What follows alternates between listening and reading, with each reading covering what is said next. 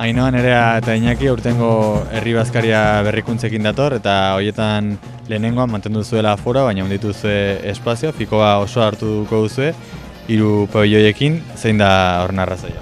Batez ere, gero jende gehiago sartuko denez, egingo dugu bazkaria bi lehenengo pabelloietan, uste direla lehenengo eta bigarrena, eta 3. montatuko dugu bakarrik barra eta eszenatokia horrela leku gehiago egoteko eta denak lasaiago egoteko.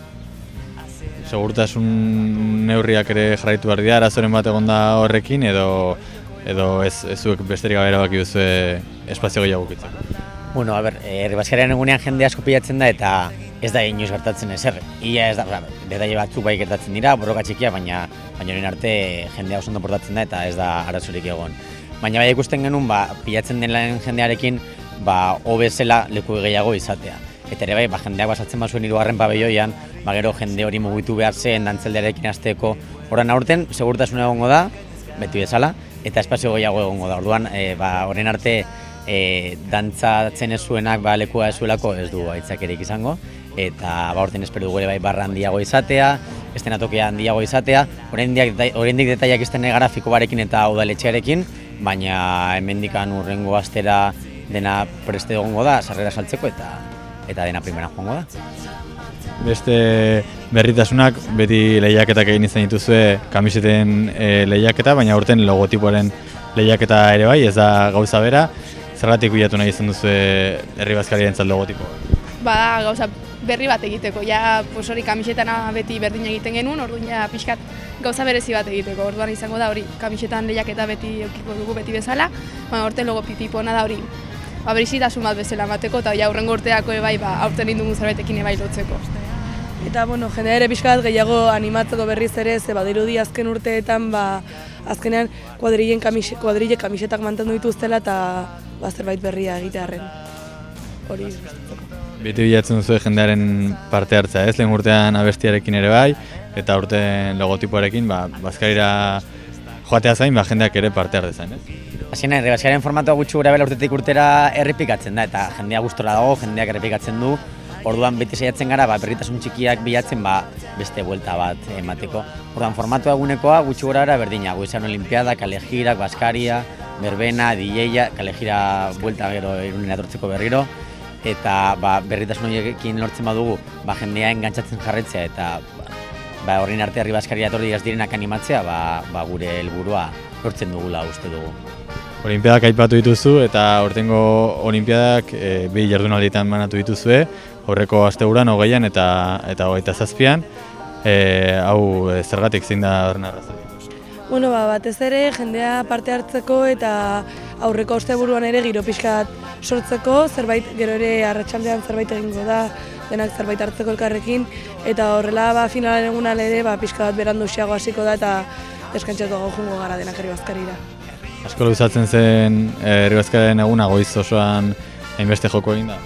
Azkenean jendea goiz esaten zala eta ez dakiz eta aitzaki horrekin pixkat atzea botatzen zen olimpiadekin pixkat, orduan azkenean erabeki dugu hori, ez dago aitzakirik, goiz esnatu behar dienekin ez da holako ezerrez. Eta aurten ere fetxa raroak direnez justo egiten dugu herri bazkaria ekaineko azken larun baten, eta aurten azken larun bata 27 da eta jende asko galdetzen zuen. Izango da 27 edo 20an, eta lehenengo herri bazkaria ekainaren 27an izan zen, orduan ez da gauza berririk, herri bazkaria 27an egin da. Orduan aurten 2 asteburua gaudela aprobetxatuz jaietan ere, horrela 2 egun egiten ditugu, herri bazkariaren egunean lasaiago gaude eta jendea girotzen hasten bada 20tik arratsaldetik, pozik, dena konten.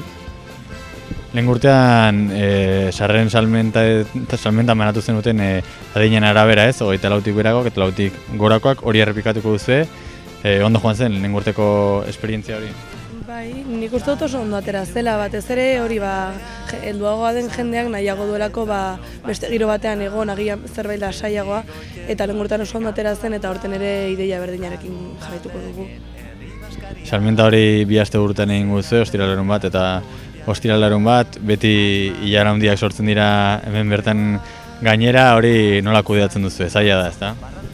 Zaila baina azkenan lortzen dugu, beti eramaten dugu aurrera. Egia da jende asko hori jaran egoten dela ordu bat lehenago eta etortzen dira, baina azkenean, baina kudeatzen dugu azkenean denon artean antolakuntza hona dakagu, orduan aurrera ematen dugu bai.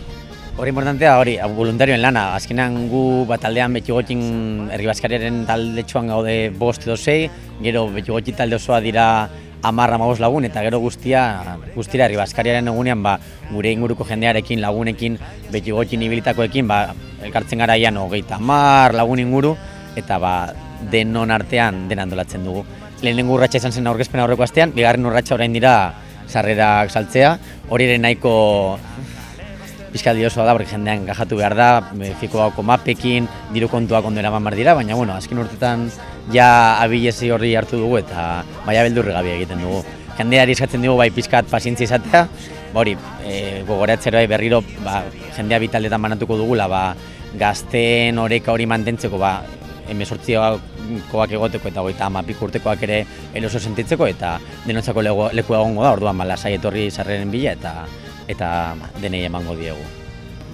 Pazientzia eskatzen zenuen eta baita eskatu duzu zentzuzko jarrera bat egun horretan bertan hurbiltzen direnentzat, normalen ez da horrela izaten edo zergatik eskatu duzu?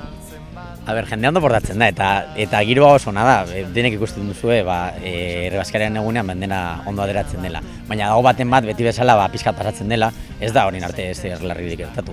Baina azkenean da, Herri Baskarian ez bakarrik, jaietan ateratzen garenean egunero, nahiz eta pixkat edan, nahiz eta jendearekin elkartu, nahiz eta pixkat astuaren egin denok egiten dugun bezala, pentsatzea Herri Baskaria lortu dugu egitea eta ja 7. urtea aurten, mantentzen ari gara, handitzen joaten gara, dena jende voluntariarekin egiten da udaletxeko babesarekin. Gure altxorrau gorde behar dugula, ez dakit, 20 urte barru esateko Herri Baskaria horrein dela 25 urte hasi genuela. Orduan, denon parte pixka bat, parte txiki bat jarri behar dugu, altxor hori gordetzeko. Eta zein da altxor hori? Zer da zuen ustez lortu duzuena 7 urte hauetan? Zer azpimarratuko zenukete? Nik uste izan dela pixkat herria elkartzea, ez da? Herria elkartu euskara beti ere euskara bultzatu pixka eta ez gehala kuadrilla bakoitza alde batik eskutza, denak batera elkarlanean eta ez dakit, jaietan ondo pasatzea baina denak batera. Egia da Irungo San Martzial jaiak direla oso alardeekin lotutako jaiak eta lortu duzuela aparteko den ekitaldi batek garrantzia hartzea eta arrakasta izatea, ezta?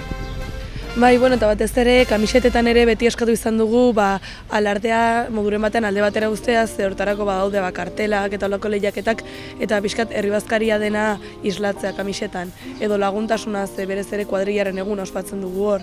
Orduan pixkat gauza horiekin jokatzea, eta egun hortan alardea ez izatea hain garrantzitsua. Eta egunean ere alardeko musika jartzen dugu, baina alardea oso ondo dago eta denei asko gustatzen zaigu, baina egun hori Herri Baskarian pixkat bereziagoa da, kuadriak elkartzen denelako, haian daukazula aukerako ezagutzen dituzun beste pertsona bat edo jaietan giro ezberdinetan mugitzen zarelako sarabelarekin elkartzen eta Herri Baskarian dena gaude batera, denak elkarrekin, gazteak, ezen gazteak ere, orduan egun polita denok elkarrekin gozatzeko. Mila esker Iroi.